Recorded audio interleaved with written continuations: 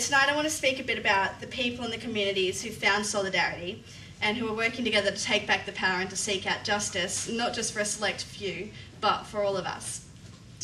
I'm going to share a few stories that have really influenced me, and they're stories about people who are resisting efforts of powerful corporations, including our government, efforts that limit our right to call our society a democracy.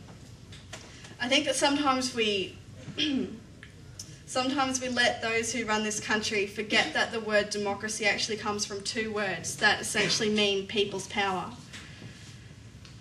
We could argue that our democracy functions better comparatively than others who care to call their societies democracies, and we can of course argue that democracy is a better model than other certain models such as dictatorships. And I think we do this every time we wage a war in a country in order to try and liberate them, taking with us our guns and our tanks in an effort to export this prized so-called democracy that we in the West think we have. But if our democracy was working as it should, if it was truly representative of people's power, we wouldn't need to measure it comparatively, and we certainly wouldn't need to export it in the wars that we wage. We wouldn't need to be sitting in this room either, trying to figure out ways to take the power back. So back to the reason I was in Queensland this past week. The little town of Tara is on the front line of a resource war. A battle that has put rural communities up against multinational gas corporations. When we think of resource conflict, we probably would think about the Middle East and the attempts to control their oil. In Tara, multinational gas corporations have moved in, and they've done so with the help of our government, both state and federal. They're being allowed to take over. The gas companies are clearing stretches of bushland to lay down pipelines to carry gas. They're building gas wells in people's front yards, in their backyards, and all across their land. They've got thousands planned. They're building noisy compressor stations. They're leaving behind giant ponds of toxic water, water that we don't know what to do with, water that just sits there because we have no way to get rid of it. They're turning this beautiful country setting, this small township of Tara, they're turning it into a giant gas field. But local residents are fighting back, and that's heartening to see. They're locking their gates to the gas companies, quite literally locking their gates and saying no to the gas companies coming onto their land to drill and to clear land, to take over. They're saying no to the destruction of their land, the destruction of their air, the taking of their water. And importantly, they're saying no to having their rights walked all over. Special legislation exists in Queensland to benefit the gas companies over the people. Anyone who attempts to stop the work of these gas companies, be it standing in the path of a bulldozer, blockading an access road, or setting up a picket line at a work site, can not only face the regular offences that some of us face at different protests, such as failure to move on, trespass, or obstructing traffic. There's special legislation that's been created, especially for the gas companies. It's called the Petroleum Act of 2004.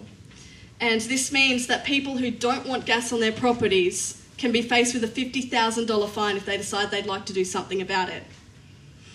Coming up soon, Drew Hutton will be facing court where he is charged under that act and where he does face a $50,000 fine. So that will be interesting to watch and see what happens there. So last weekend at the showground in Tara, Lock the Gate, which is an alliance of groups that are saying no to these gas companies, they put on a festival and it brought together people who were campaigning against coal seam gas from all over New South Wales and Queensland. And I should also note that there is a campaign as well on the other side of the country which brings in the Indigenous communities as well. It's happening in the Kimberleys, which just happens to be sitting on a gas field as well. Now, the festival was 4 days of workshops that was learning about people's campaigns, how they're handling the gas companies in their communities. There were local musicians from the community coming in as well, and there was direct action, which was fun. We went out into the community and kind of checked out what was actually going on in Tara. This campaign is incredibly exciting because the people that are a part of it are so diverse.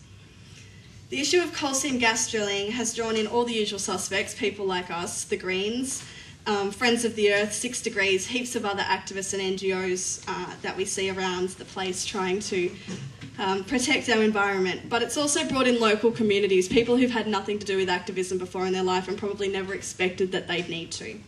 There's farmers and rural landowners. The kind of people who think they're allergic to soy chai, and make sure you know about that. They're offended by the sight of dreadlocks. So I've got these guys with broad Akubra hats hanging out with hippies from Nimbin, which is kind of fun to see. So they've come together, and there's a real sense of solidarity, because we all know that locking the gate to the gas companies is the right thing to do. And chatting to one of the guys that was at the front line of this campaign, just saying, why are you doing it? Why not just take the money from the gas company and move on? Why not just go back, go elsewhere? And he said, because it's wrong, because what they're doing is wrong. So it's not just us that are in this campaign, it's not just the left, it's not just the socialists or the Greens, it's everybody. Talking to one of the landowners in Tara, he pointed out that the type of people that live in the Tara residential estates have built a lifestyle. These are people that they have goats and pigs and cows and chickens. They grow their own vegetables, and they get their water from rainwater tanks. They're living sustainably. He said they're living the way that we're all meant to be living, and yet the government's trying to force them not to. And so this motley crew that now unite around the coal seam gas campaign are working together. They're using non-violent direct action, a model that Lock the Gate calls that of non-cooperation. Small but important acts of civil disobedience, such as June Norman, the 70-year-old great-grandmother who sat in the path of a truck that was trying to get through, and she got arrested for that. To take back the power from the big gas companies, to demand that our laws protect our local communities, and that our government represents us and not the corporations.